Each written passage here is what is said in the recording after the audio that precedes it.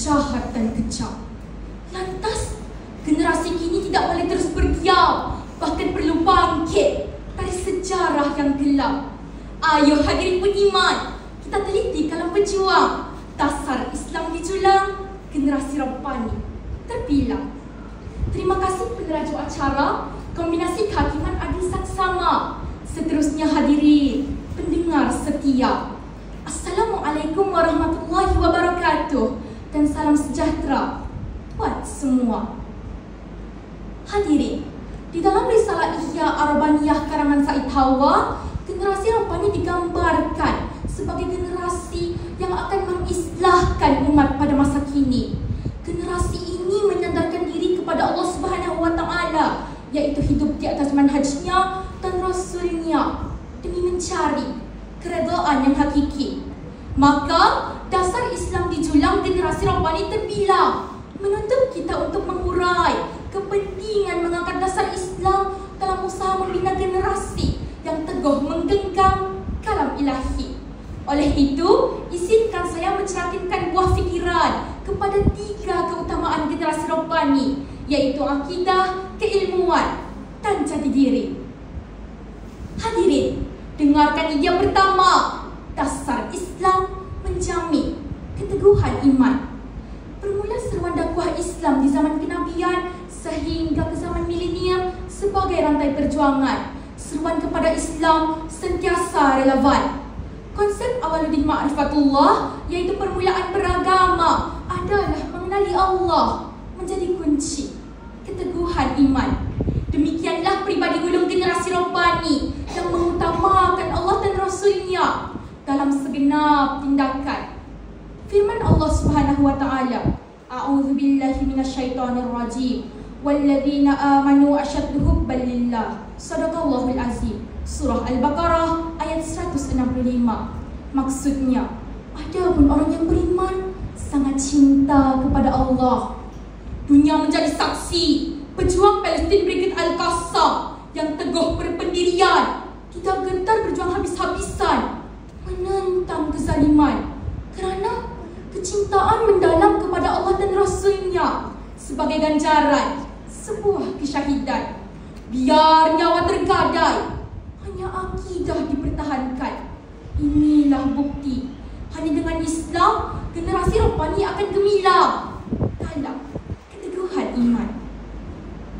Hadirin, ide kedua, dasar Islam memperkasa ketinggian ilmu.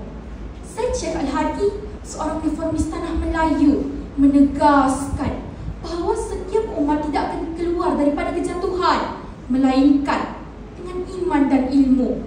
Dasar Islam yang mengutamakan ilmu akan mendorong generasi untuk terus belajar tanpa jemu. Disebabkan itulah Imam Syafi'i radhiyallahu anhu sanggup tinggal bersama Arab Badui demi menguasai bahasa Arab, dan Imam Malik berpegang teguh dengan pendirian murid mencari guru. Ilmu adalah obat kepada kejahilan, mengubah peradaban ummah daripada mundur kepada maju. Ibarat kata orang lama, jika tidak dipecahkan ruyung, di mana boleh mendapat sagu. Rasulullah SAW bersabda, "Talabul ilmi faridatun ala kulli muslim."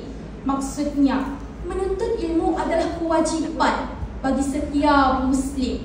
Hadis riwayat Ibnu Majah. Maka tidak hairanlah Al-Khawarizmi terkenal sebagai bapa algebra, Ibnu Al-Haisam sebagai bapa optik moden, dan Ibnu Sina terkenal dengan karyanya The Canon of Medicine sehingga digelar Maha Guru. Menunjukkan kepada kita, bertunjangkan Islam, masyarakat akan maju dengan ketinggian ilmu. Hadirin, dengarkan pula ide yang ketiga. Dasar Islam membentuk keutuhan jati diri.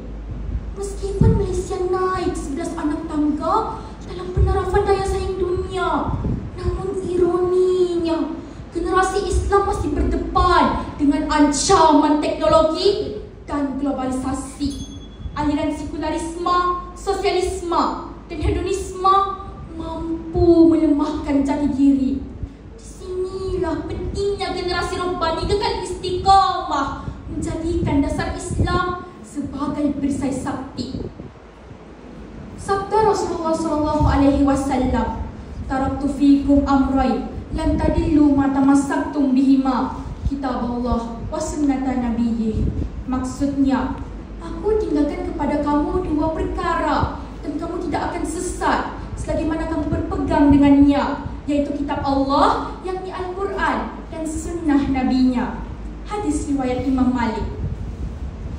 Lihat sahaja tudung pakai buang bebas kuman pertama yang digunakan di hospital seluruh United Kingdom, hasil ciptaan Dr. Farah Roslan kelahiran Malaysia, menjadi bukti walau berhijrah ke negara asing, kecintaannya kepada Islam telah mengukuhkan lagi jati diri. Asal ada kemahuan, hati hendak, semua jadi. Membuktikan hanya dengan Islam matlamat generasi yang memiliki jati diri mapan akan dikecapi. Hadirin, adat beliau bergerak, adat lesung berdedak. Perjuangan melahirkan generasi Rabbani bukanlah jalan indah dan mudah.